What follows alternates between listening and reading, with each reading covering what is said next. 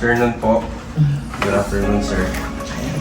So, yan sila, Ma'am Romelyn po. Sila po yung newest client ko na na-approve dito sa Urban Deca Homes Ortigas.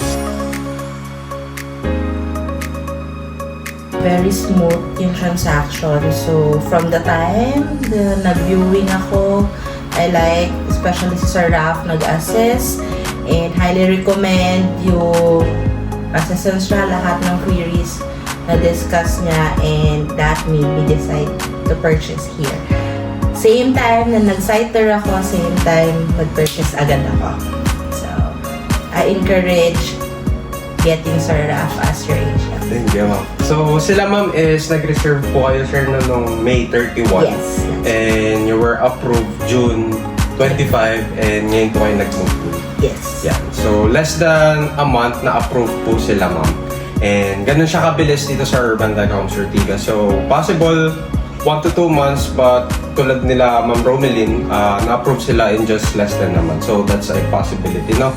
3 weeks time lang. Yes, 200%. Oh, 200%. Yeah, so from the time na nag-inquire, from the time na nag-discuss, nag-viewing, until moving, lahat na-cover na. So that's why I highly recommend. Good recommendation. So I agree, get niyo na si Sir Raf as your agent. Thank you po. Ma'am, congratulations po Thank ulit. you so Sir, much. Congratulations po.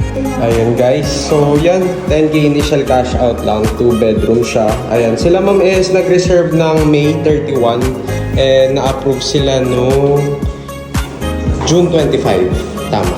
Yan. So, less than a month sila ma'am na-approve, no? So, 10K cash out lang, meron ka ng 2 bedroom condo dito.